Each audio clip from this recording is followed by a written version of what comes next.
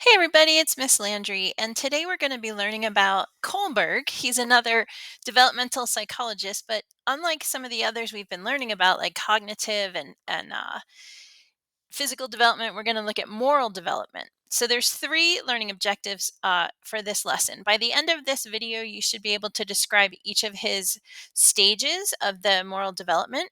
You should be able to describe how he developed the theory, what his procedure was, and then finally, we're going to look at Gilligan was one of his um, students, and she really did not like the way he came up with his theory, and then what he eventually published as his theory. So we'll take a look at some of her criticisms of his work.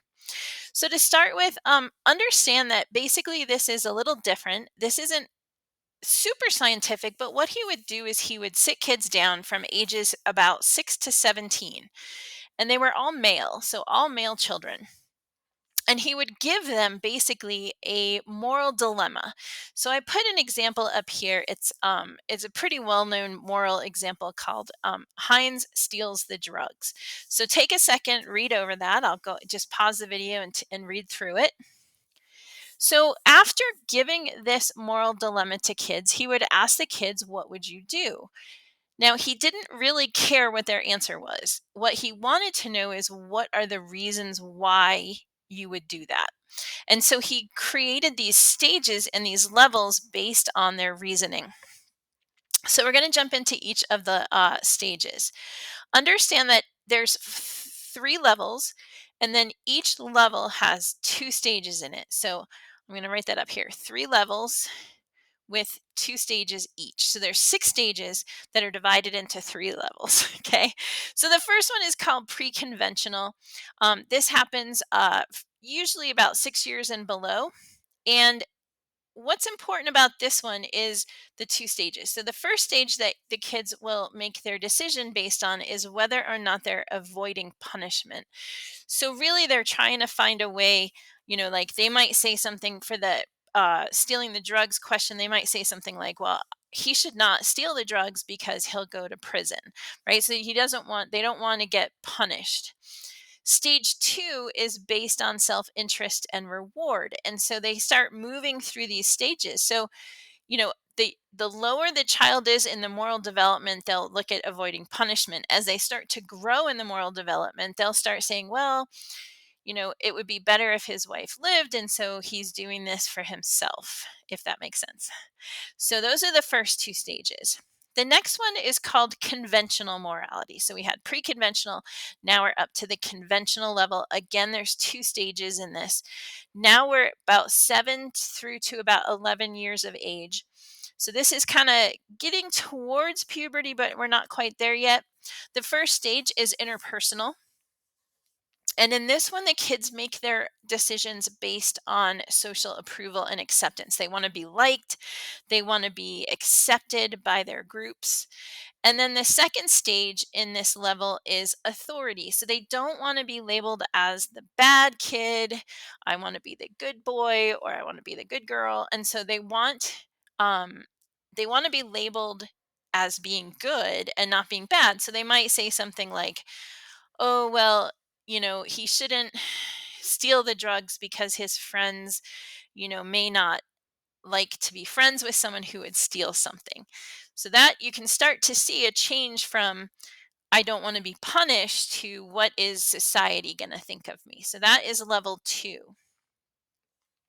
Next, we move into post-conventional morality.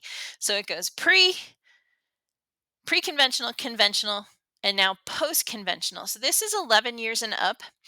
And the stage 5, which is the first stage in this level, is called social contract. And there's this belief by Kohlberg that we have this universal contract put out by being a member of society. And so you're not going to have social order if you are not able to follow the rules. And there's a balance, a real balance between this social order and your individual rights.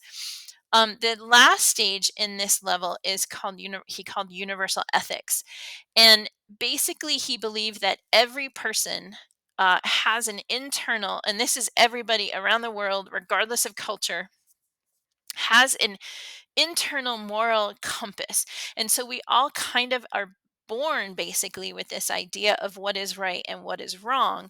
And so by the time you hit this level, you are living by this internal moral principle that we all have. So that is an example of his stages. Now let's take a look at some of the criticisms. Carol Gilligan worked with Kohlberg, and she didn't say much until after his theory was developed, and she didn't work with him anymore. But basically, she really disagreed with A, his procedure, and B, his conclusions.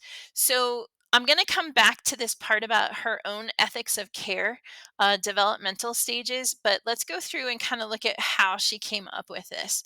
So to start with, one of the things she really did not like is that Kohlberg believed and was quite outspoken in saying that women's morality was less developed than men's.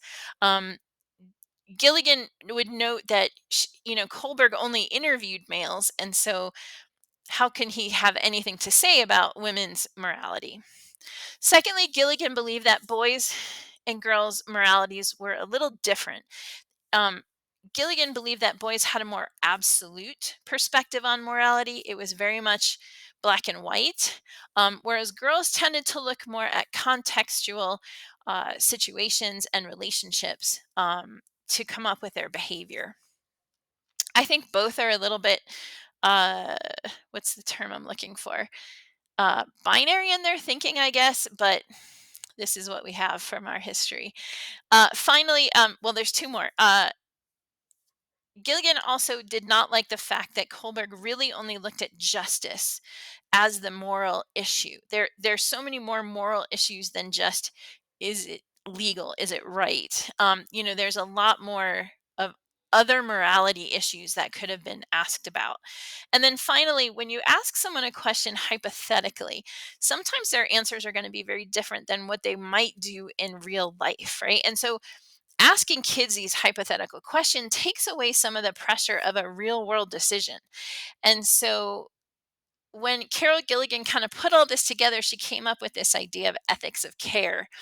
This is what she called her developmental theory. And basically, to start with, children will start in a self serving manner where the decisions and the behaviors that they make are based on serving themselves. Then they're going to move into sacrificing to help others. And then finally, they will move into this last stage of avoiding harm, not only to themselves, but others, trying to make the best decision that helps the most while harming the least. And so that is it for this video. I hope that helps. And I hope you guys have a great day. Thanks.